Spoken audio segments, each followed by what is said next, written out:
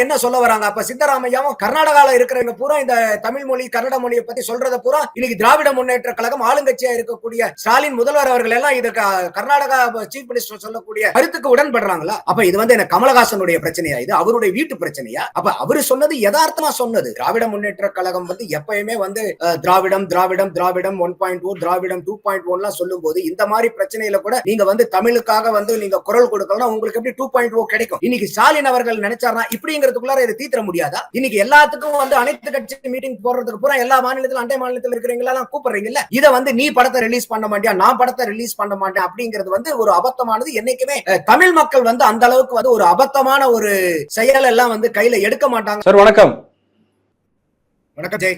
தக் லைஃப் ப்ரமோஷன்ஸ்ல கமலஹாசன் பேசின விஷயம் சர்ச்சையாகி இருக்கு.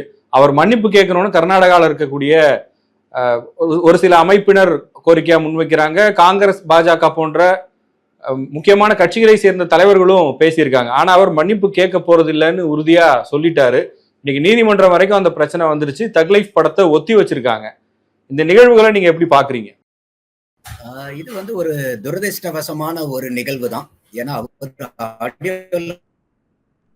பேசும்போது அவர் ஒரு யதார்த்தமா பேசுறாரு. அவர் தமிழே உறவே உறவே உயிரே தமிழேன்னு சொல்லிட்டு அவர் அந்த ஒரு தொடக்க உரையில ஆரம்பிக்கிறாரு. கடைசியில எல்லாத்தையும் பாராட்டிட்டு வந்தவர் ராஜ்குமார் அவருடைய சன் சிவா அங்க உட்கார்ந்து இருக்கும் போது அவரு நம்ம எக்ஸ்டெண்டட் ஃபேமிலி, ஆரம்பத்திலே நான் சொன்னேன் உயிரே உறவே தமிழே, அப்ப தமிழ்ல இருந்து வந்ததுதான் உங்களுடைய பாஷையும், அப்போ நம்ம எல்லாம் ஒரே குடும்பத்தை சார்ந்தவங்க தான் அப்படின்னு சொல்லிட்டு அவரை பாராட்டுற விதமா ஒரு அன்பு அடிப்படையில தான் பேசுறாரு. ஏன்னா அவர் இவருடைய படத்துக்கு ராஜபார்வைக்கும் கிளாப் அடிச்சாரு. அதே மாதிரி புஷ்பக் எடுக்கும் போதும் கர்நாடகாலையும் அவர் கிளாப் அடிச்சாரு. அந்த மாதிரி நம்மளுடைய குடும்பத்தினுடைய ஒரு உறுப்பினர் தான் அப்படின்னு சொல்லும் போது அது ஒரு மொழி அடிப்படையா வச்சு தமிழ்ல இருந்து வந்ததுதான் உங்க பாஷை, அதனால நம்ம எல்லாம் ஒரே குடும்பம் தான், எக்ஸ்டெண்டட் ஃபேமிலின்னு பேசுறாரு. இதுல அவரு ஒரு அரசியல் கலந்தெல்லாம் பேசின மாதிரியே இல்ல ஒரு மொழியை தூக்கி பிடிச்சு ஒரு மொழியை தாழ்த்தி பேசணுங்கிற எந்த விதமான ஒரு குறுகிய எண்ணமோ ஒரு குறுகிய பார்வையோ எதுவுமே இல்லை. அவர் யதார்த்தமா பேசுறாரு. அதுவும் அந்த பேச்சு முடியறதுக்கு முன்னாடி அவர் சிவாவை பேசும்போது தான் அந்த வார்த்தையை பிரயோகிக்கிறார். சோ அதுல பெரிய துரதிர்ஷ்டவசமா இன்னைக்கு நம்ம பாக்குறது என்னன்னா, கோர்ட்டு கேக்குது இது நீங்க மன்னிப்பு கேட்டிருந்தீங்கன்னா இந்த பிரச்சனை முடிஞ்சிருக்குமே அப்படின்னு. என்ன தப்பு பண்ணாரு அவர் மன்னிப்பு கேட்கறதுக்கு? அப்ப இந்த மாதிரி கோர்ட் இந்த மாதிரி சில வாக்கியங்கள் எல்லாம் ஜட்ஜா இருக்கிறவங்க, ஏன்னா அவங்களே கேட்கிறாங்க கமலஹாசன் இந்த மாதிரி சொல்றதுக்கு அவர் என்ன மொழியியல் வல்லுநரா இல்ல வரலாற்று ஆசிரியரா, எல்லாமே அவர் கேள்வி கேட்கிறாங்க கமலஹாசன். அப்படி இருக்கும்போது இப்ப கோர்ட்டை அந்த மாதிரி கேட்கிறாரு, ஒரு ஜட்ஜ் அந்த மாதிரி ஒரு அப்சர்வேஷன் கொடுக்கிறாருன்னா அவர் வரலாற்று அறிஞரா இல்ல மொழியியல் வல்லுநரா? அவர் எப்படி ஒருத்தர் ஏன்னா இப்ப யாரா இருந்தாலும் ஒரு மன்னிப்புன்னு எப்ப கேட்க முடியும்? ஒரு விஷயம் தவறு அப்படிங்கிற மாதிரி தான் தெரியலீங்க, தவறா சொல்லிட்டுங்க மன்னிச்சுக்கங்கன்னு கேட்கலாம். அப்ப இன்னைக்கு தமிழ்ல இருந்தது பிறந்தது கன்னடம் அப்படிங்கறத இவர் உபயோகிச்ச வார்த்தையினுடைய ஒரு உள்ள அர்த்தம்னே வச்சுக்கிட்டீங்கன்னா கூட அது உண்டா இல்லையாங்கிறது நீங்க ஒரு மொழியியல் வல்லுநர்களையோ இல்ல அரசியல் ஆய்வாளர்கள் மூலியமாவோ இதுவரைக்கும் இருக்கக்கூடிய சான்றுகளினுடைய அடிப்படையில தான் அவர் பேசுறாரு. அப்ப இதை நீங்க ஒரு வரலாற்று சம்பந்தமா தானே நீங்க இதை எடுத்துட்டு போகணும், ஒரு ஆய்வின் மூலியமா தானே இது வரணும். இல்ல உங்களுக்கு இந்த மாதிரி ஒரு ப்ரூஃப் இருக்கா? இப்ப கோர்ட்டு கூட இதை கமலஹாசன் அவர்கள் இதுக்கு விளக்கம் கொடுத்திருக்காரு ஒழிய மன்னிப்பு கேட்கலன்னு கேட்கும்போது எங்கேயாவது இது ஏற்கனவே நிரூபிக்கப்பட்டுருச்சா தமிழ்ல இருந்து கன்னடம் வரல, இல்ல கன்னடம் ஒரு ஸ்டாண்டர்ட் லாங்குவேஜ், அது தன்னிச்சையா பிறந்த மொழி, அது எந்த ஒரு மொழியினுடைய இன்ஃபுளுயன்ஸும் இல்லாம எந்த ஒரு மொழியினுடைய கலப்பமும் இல்லாம கன்னடம் வந்துருச்சுங்கிறது நிரூபிக்கப்பட்டுருச்சா அதுக்குள்ளார? எப்படி இந்த மாதிரி ஒரு நீங்க மன்னிப்பு கேட்டிருந்தீங்கன்னா இந்த பிரச்சனை முடிஞ்சிருமே, விளக்கம் மட்டும் கொடுத்திருக்கீங்க, இதுல மன்னிப்பு இல்லையேன்னு ஒரு அப்சர்வேஷன் கொடுக்குறாங்கனாவே அதே நான் ஒரு பெரிய ஒரு பிரச்சனையா நான் பாக்குறேன் இத ஜெய். ஆனா இந்த படத்தோட பிரச்சனையா மட்டும் நம்ம இதை பார்க்க முடியாது இல்லையா? இப்ப அவருக்கு அவர் சொன்ன கருத்துல எந்த ஒரு பின்வாங்கலும் இல்லைங்கிறதுனால மன்னிப்பு கேட்க முடியாதுன்னு சொல்றாரு. அவருடைய படத்தை கூட வெளியிடாமல் ஒத்தி வைக்கிறாரு. ஆனா இது இரு மாநில உறவு சம்பந்தப்பட்ட விஷயம். அங்கேயும் தமிழர்கள் இருக்காங்க, இங்கேயும் கன்னடர்கள் இருக்காங்க. இப்ப இந்த படத்தையொட்டி இவர் பேசிய இந்த விஷயம் சர்ச்சையாவது அங்க இருக்கக்கூடிய ஒரு அமைதியை சீர்குலைக்கக்கூடிய வகையில் இருக்காதா, இல்ல தமிழர்கள் கன்னடர்களுக்கு இடையேயான அந்த உறவுல ஒரு சிக்கலை ஏற்படுத்தாதா? ஒரு மன்னிப்பு கேட்டாருன்னா சுமூகமா போயிடும் அப்படிங்கறதும் ஒரு பார்வையா முன்வைக்கிறாங்களே. இல்ல மன்னிப்பு நான் தான் திருப்பி சொல்றேனே, மன்னிப்பு எப்ப கேட்க முடியும்னா, நம்ம ஒரு தவறான கருத்தை சொல்லிட்டோம் அப்படின்னா மன்னிப்பு கேட்கலாம். நான் அதனாலதான் சொல்றேன், இன்னைக்கு வரைக்கும் நம்மளுடைய தமிழகத்தினுடைய ஸ்டேட் ஆந்தமே என்ன? நம்மளுடைய தமிழ் தாய் வாழ்த்து தான் நம்மளுடைய ஸ்டேட் ஆந்தமும் கூட. அதுலயே சில பகுதிகள் எல்லாம் வருது இல்லையா? நம்மளுடைய உதிரத்திலிருந்து பிரிஞ்சு தமிழ் உதிரத்திலிருந்து வந்த தமிழ் தாய் உதிரத்திலிருந்து வந்ததுதான் கன்னடம், மலையாளம், துளு, தெலுங்கு இந்த மாதிரி எல்லாம் அந்த பாடல் வரியிலேயே இருக்கு. அதுல வந்து சில வரிகளை வந்து நம்ம வந்து கேப்சர் பண்ணாமே இருக்காங்க. அதை வந்து கொஞ்சம் எடிட்டட் வெர்ஷனை தான் நம்ம வந்து தமிழ் ஆந்தமா வச்சிருக்கோம். அப்போ வந்து மனோன்யம் சுந்தரனாரும் இந்த மாதிரி சொல்றாங்க. பல உங்களுக்கு வந்து இலக்கிய சான்றுகளும் இருக்கு. அப்ப இந்த மாதிரி எல்லாம் இருக்கும்போது இத்தனை நாள் வந்து இன்னைக்கு இருக்க ஆட்சியில் இருக்கக்கூடிய திராவிட முன்னேற்ற கழகம் வந்து எல்லா நேரத்திலையும் வந்து அவங்க தமிழ் தமிழ் எல்லாம் தூக்கி பிடிப்பாங்கல்ல. இப்ப இன்னைக்கு சித்தராமையா வந்து ஒரு சீஃப் மினிஸ்டர் ரேங்க்ல இருந்துட்டு அவரு வந்து கர்நாடகாவுடைய சீஃப் மினிஸ்டர் அவர் என்ன சொல்றாரு, அங்க வந்து இது வந்து தெலுங்கனுடைய பாரம்பரியம் தெரியுமா, அதனுடைய வரலாறு தெரியுமா, கமலஹாசன் இந்த மாதிரி பேசியிருக்க கூடாதுன்னு சொல்றது தோரணை வந்து என்னன்னாக்கா அவர் தவறா பேசிட்டாருங்கிறத பேசுறாரு. ஆனா இதே வந்து ஸ்டாலின் அவர்கள் இப்ப வந்து பொதுக்குழு வந்து மதுரையில நடந்துச்சு. மதுரையில தானே நமக்கு வந்து சங்கம் வைத்து தமிழ் வளர்த்த இடம் மதுரை இல்லையா? அப்ப அந்த பொதுக்குழு மீட்டிங்ல வந்து நீங்க எவ்வளவோ அரசியல் பேசுறீங்க. ஒரு அதிமுக எதிர்ப்பு, பாரதிய ஜனதா எதிர்ப்பு, திமுகவினுடைய வருங்காலம் எதிர்காலம் எல்லாத்த பத்தி நீங்க பேசும்போது இன்னைக்கு வந்து ஒரு கமலஹாசன் சொன்ன ஒரு வாக்கியத்தினால எல்லாருமே இன்னைக்கு தமிழகத்துல சொல்லக்கூடியது தானே வரல. மொழியியல் ஆய்வினர்கள் வல்லுநர்கள் எல்லாமே சொல்லிட்டு இருக்கிறத தான் வந்து எனக்கு கற்பித்தவர்கள் இப்படிதான் கற்பிச்சிருக்காங்க, கற்பிக்கப்பட்டது இதுதான் சொல்லிதான் அவர் அதை பேசுறாரு.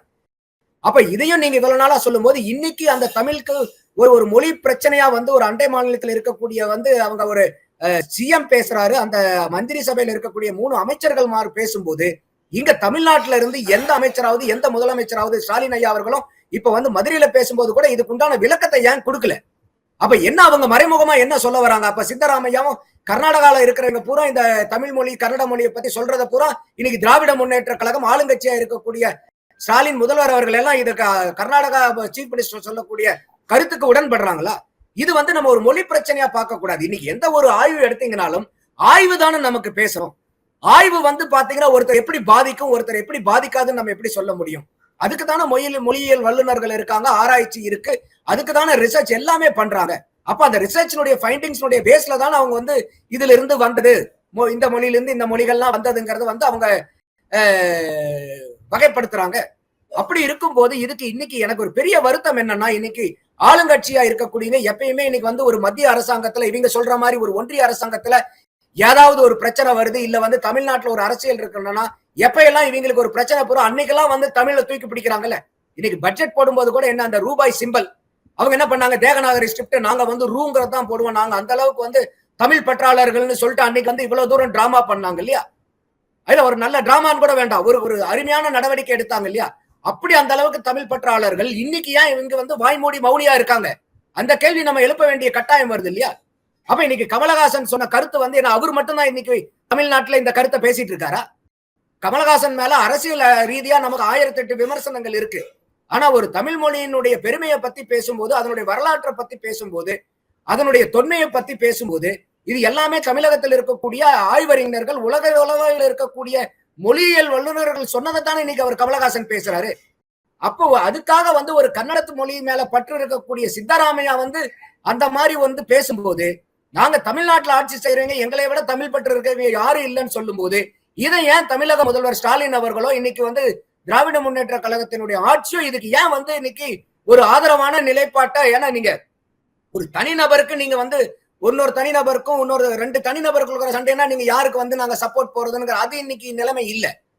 இன்னைக்கு வந்து மொழி வச்சு ஒரு கான்ட்ரடிக்ஷன்ஸ் ஸ்டேட்மெண்ட்ஸ் வருது. கமலஹாசன் சொல்றாரு இதுதான் அப்படின்ட்டு, சித்தராமையா சொல்றாரு இல்ல இப்படின்ட்டு.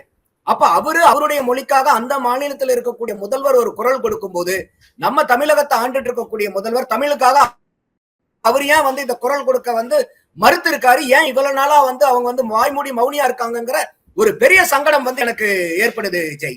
இதுல கமலஹாசன் வந்து ஒரு நடிகராக மட்டும் இல்லாம ஒரு கட்சியின் தலைவரா இருக்காரு. இந்தியா கூட்டணியில் அங்கம் வகிக்கக்கூடிய கட்சியின் தலைவர், அவரு ராஜ்யசபா உறுப்பினராக போறாரு. இத்தனை இருந்தும் இதில் திமுக உள்ளிட்ட அதனுடைய கூட்டணி கட்சிகள் எல்லாம் அமைதியா இருக்காங்க. வேல்முருகன் போன்ற ஒரு சிலர் தான் பேசியிருக்காங்க. எதனால இதுல காங்கிரஸோ அல்லது திமுகவோ அவங்களுடைய கருத்தை சொல்லாம இருக்காங்கன்னு பாக்குறீங்க? இல்ல அதுதான் இப்போ உண்மைன்னு தெரிஞ்சதுக்கு அப்புறம், ஒரு ஆய்வின் மூலியமா கண்டறியப்பட்ட உண்மைன்னு தெரிஞ்சதுக்கு அப்புறம் எதுக்காக நீங்க மௌனம் காக்குறீங்க? அப்ப இன்னைக்கு சித்தராமையா அங்க இருக்காருனாலும் அவங்க உங்களுக்கு காங்கிரஸினுடைய கவர்மெண்ட்.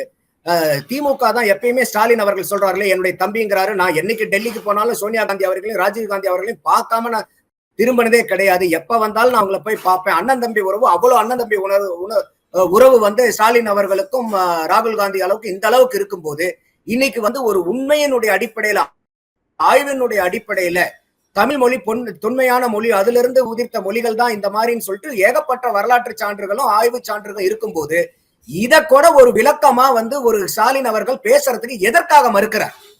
அப்ப இன்னைக்கு வந்து உங்க கூட்டணி சார்பா தான் இவரை நீங்க வந்து எம்பி ஆக்கி இன்னைக்கு வந்து அவருக்கு ராஜ்யசபாக்கு அனுப்புறீங்க. அப்ப இன்னைக்கு வந்து நீங்க இந்த மாதிரி ஒரு பிரச்சனை நடக்கும்போது, அப்ப இது வந்து தமிழகத்துக்கும் தமிழ் மக்களுக்கும் உண்டான பிரச்சனை, திமுகவுக்கும் திராவிட முன்னேற்ற கழகத்துக்கும் அவங்களுடைய ஆட்சிக்கு இந்த பிரச்சனைக்கு சம்பந்தம் இல்லைன்னு அவங்க நினைக்கிறாங்களா? அப்படி நினைக்கிறாங்கன்னா அதுக்குண்டான காரணம் என்னங்கிற கேள்வி பொதுமக்கள்கிட்ட வந்துடும் இல்லையா? இப்ப ஆளுங்கட்சி தரப்புல இருந்து கமலஹாசனுக்கு ஆதரவாவோ எதிர்ப்பாவோ எந்த ஒரு கருத்தையும் தெரிவிக்கல. அதே மாதிரி பிரதான எதிர்கட்சியா இருக்கிற அதிமுகவா இருக்கட்டும், இல்ல தமிழக வெற்றி கழகம் போன்ற கட்சிகளா இருக்கட்டும், எல்லாருமே அமைதியா இருக்காங்களே, என்ன காரணம்? இது கமலஹாசனோட பிரச்சனையா பாக்குறாங்களா, இல்ல இதுல நம்ம கருத்து சொன்னா தேவையில்லாத சிக்கல் நமக்கு வரும்னு பாக்குறாங்களா? சீமான் போன்ற ஒரு சிலர் தான் கருத்து சொல்லியிருக்காங்க. சீமான், வேல்முருகன், திருமுருகன் காந்தி போன்றவர்கள் தான் பேசியிருக்காங்க. ஆமா, இப்ப இவங்க சொல்றதே வந்து என்னன்னாக்கா, இன்னைக்கு வந்து ஒரு கன்னடத்துக்கு அதுல கமலஹாசன் பேசுனது ஆழமா போய் பார்த்தோம்னா ஒண்ணுமே கிடையாது. ஆனா இத வந்து கன்னடத்துக்கு ஒரு இழுக்கு ஏற்பட்டு போயிடுச்சுன்னு சொல்லிட்டு அங்க இருக்கக்கூடிய அந்த மாநிலத்தில் இருக்கக்கூடிய கன்னட அமைப்பினர்கள் எப்பயுமே ஒரு சின்ன சலசலப்பை ஏற்படுத்திட்டு இருப்பாங்க. ஒரு தமிழர்களுடைய படம் வந்து அங்க ரிலீஸ் ஆச்சுனாவோ இல்ல ஏதோ ஒரு பிரச்சனைய காலங்காலமா அவங்க தொன்று தொட்டு எழுப்பிட்டு இருக்காங்க. அது காவேரி பிரச்சனையா இருந்தாலும் சரி, எதா இருந்தாலும் சரி. ஆனா அந்த மாதிரி இருக்கும்போது இன்னைக்கு அவங்களுக்கு கன்னட மாநிலம் வந்து இன்னைக்கு கன்னடத்துக்குன்னு ஒண்ணு வந்ததுக்கு அப்புறம் அங்க இருக்கக்கூடிய அரசியல் கட்சியெல்லாம் ஏகோபித்த குரல் எழுப்புறாங்க, ஒரே குரல் எழுப்புறாங்க. ஆனா இங்க இருக்கக்கூடிய அரசியல் கட்சிகள் ஏன் அதை வந்து மௌனம் சாதிக்குது? அப்ப இது வந்து என்ன கமலஹாசனுடைய பிரச்சனையா? இது அவருடைய வீட்டு பிரச்சனையா? அப்ப அவரு சொன்னது யதார்த்தமா சொன்னது. ஆனா அதை வந்து இன்னைக்கு வந்து ஒரு மொழி பிரச்சனை ஆக்கும் போது அதுக்கு உண்டான சான்றுகளோட, ஏன்னா இப்ப வந்து இன்னைக்கு திராவிட முன்னேற்ற கழகம் வந்து எப்பயுமே வந்து திராவிடம் திராவிடம் திராவிடம் 1.0 திராவிடம் 2.1 எல்லாம் சொல்லும் போது இந்த மாதிரி பிரச்சனையில கூட நீங்க வந்து தமிழுக்காக வந்து நீங்க குரல் கொடுக்கலாம், உங்களுக்கு எப்படி 2.0 கிடைக்கும்? எந்த அடிப்படையில வந்து மக்கள் வந்து உங்களை நம்பிக்கை ஏற்படுத்துவாங்க? நான் தான் சொல்றேன், இன்னைக்கு கர்நாடகால கன்னடத்துக்கு ஒரு இழுக்கு கிடையாது அவர் சொன்னது. ஆனா அதை வந்து அவங்க கன்னடத்தை வந்து சிறுமைப்படுத்துறாங்கன்னு சொல்லிட்டு எல்லாரும் யோகபித்த குரல்ல பேசும்போது, முக தொட்டதுக்கெல்லாம் வந்து நாங்க தான் தமிழுடைய காவலர்கள்னு சொல்லும் போது ஏன் இதை நீங்க பேச மறுக்கிறீங்க? இத்தனைக்கும் உங்களுடைய கூட்டணி கட்சி, நீங்க இந்தியா கூட்டணியில இருக்கீங்க. ராகுல் காந்தி வந்து உங்களுக்கு வந்து தம்பின்றீங்க, அவரு உங்களை அண்ணங்கிறாரு. டெல்லிக்கு போகும்போது பூரா அவங்கள நான் பார்க்காம வரமாட்டேங்கிறாரு.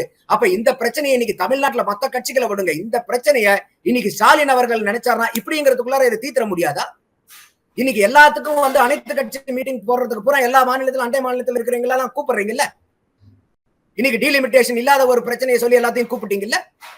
அவங்க எல்லாம் மத்த மாநிலத்தில இருந்து வந்த போது அந்த சப்போர்ட் எல்லாம் தேடிக்கணும்னு நினைக்கிறீங்களா? இன்னைக்கு அந்த மாதிரி ஒரு அண்டை மாநிலத்தில இருந்து இந்த மாதிரி ஒரு குற்றச்சாட்டோ இல்ல வந்து அவங்களுக்கு வந்து ஒரு தேவையில்லாத ஒரு பிரச்சனையை கிளப்பும் போது ஸ்டாலின் அவர்கள் இன்னைக்கு முதல்வராக இருக்கிறவர் ஏன் அந்த பொறுப்புல இருந்து நழுவி போறாருங்கிறது தான் என்னுடைய கேள்வியா வைக்கிறேன். ஜெய், இறுதியாக ஒரு கேள்வி சார். ஒரு சிலர் வந்து இப்ப தக் லைஃப் படத்தை கர்நாடகால ரிலீஸ் பண்ணலன்னா பெங்களூருவை சேர்ந்த ஒரு தயாரிப்பு நிறுவனம் தயாரிக்கக்கூடிய ஜனநாயகன் படத்தை நாங்க தமிழ்நாட்டுல ரிலீஸ் பண்ண மாட்டோம்னு பேச ஆரம்பிச்சிருக்காங்க.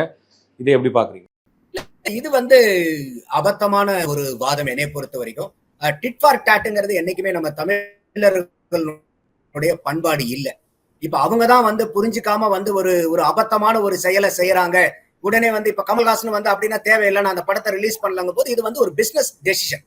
அதை எடுக்கும்போது நம்ம வந்து இந்த இடத்துல வந்து நீ வந்து கமலஹாசனுடைய படத்தை நீ அங்க விடலையா, அதனால வந்து ஒரு கன்னடக்காரர் வந்து தயாரிக்கக்கூடிய படத்தை வந்து நாங்க தமிழ்நாட்டுல ரிலீஸ் பண்ணாம விடுவோம். இது வந்து ஒரு அபத்தமான வாதம். இதுதான் வந்து தேவையில்லாத பிரச்சனைகளை வந்து ஏற்படுத்தும். நம்ம என்ன கேட்கிறோம்னாக்கா, நீங்க எத்தனையோ வந்து இன்னைக்கு ஆய்வறிஞர்கள், மொழியியல் வல்லுநர்கள் இருக்காங்க, எத்தனையோ சான்றுகள் இருக்கு உங்களுக்கு, அத்தனை ப்ரூஃப்ஸ் டேட்டா எல்லாமே வச்சிருக்கீங்களே. செம்மொழி தமிழ் எப்ப அந்த செம்மொழி அந்தஸ்து வந்துச்சு, எதனால அந்த செம்மொழி அந்தஸ்து வந்துச்சு, எதனால வந்து இந்த மனோன்மணியம் சுந்தரனார் அவர்கள் வந்து இந்த பாட்டுல வந்து இந்த மாதிரி தமிழ் தாய் வாழ்த்துல வச்சிருக்காரு. அப்ப இதெல்லாம் இத்தனை நம்மளுடைய இலக்கிய சான்றுகள் என்ன, வரலாற்று சான்றுகள் என்ன, சோ அப்ப இத்தனை சான்றுகளையும் வச்சுதானே இன்னைக்கு வரைக்கும் நம்ம அதை சொல்லிக்கிட்டு இருக்கோம். அப்ப இந்த சான்றின் அடிப்படையில தான் வந்து நம்ம இதை ஒவ்வொருத்தரும் அணுகணுமே ஒழிய, ஒரு ஆராய்ச்சியின் அடிப்படையில தான் பண்ணணுமே ஒழிய, இதை வந்து நீ படத்தை ரிலீஸ் பண்ண மாட்டியா, நான் படத்தை ரிலீஸ் பண்ண மாட்டேன் அப்படிங்கிறது வந்து ஒரு அபத்தமானது. என்னைக்குமே தமிழ் மக்கள் வந்து அந்த அளவுக்கு வந்து ஒரு அபத்தமான ஒரு செயல் எல்லாம் வந்து கையில எடுக்க மாட்டாங்கன்னு நான் பாக்குறேன். இதை வந்து தமிழ் மக்கள் வந்து நல்ல இதுல புரிஞ்சுப்பாங்க. ஆனா இந்த மாதிரி ஒரு கேள்வி கேட்க வேண்டிய கட்டாயத்துக்கு சூழ்நிலைக்கு வந்து இந்த மாதிரி ஒரு சின்ன பிரச்சனையை கூட, ஒரு அற்பமான பிரச்சனையை கூட வந்து ஒரு பூதாகர பிரச்சனையா மாத்தக்கூடிய சில குறுகிய எண்ணம் படைத்த நபர்களுக்கு ஒரு கேள்வி கேட்கறதுக்காக வேணா இது மாதிரி கேட்பாங்களே ஒழிய, தமிழ்நாட்டினுடைய மக்கள் என்னைக்குமே வந்து பறந்து விரிந்த எண்ணம் கொண்டவர்கள் தான். சோ அதனால வந்து இது வந்து ஒரு வார்த்தை போருக்காக இந்த மாதிரி பேசுவாங்களே ஒழிய, உடனே வந்து நீங்க ஓடலையா, நான் அப்ப வந்து நாங்க இங்க விட மாட்டோம், அந்த அந்த குறுகிய சிந்தனையோ குறுகிய எண்ணமோ என்னைக்குமே தமிழ் மக்கள்கிட்ட நம்ம இதுவரைக்கும் நம்ம பார்த்ததே இல்லை ஜெய். நன்றி சார். நன்றி ஜெய்.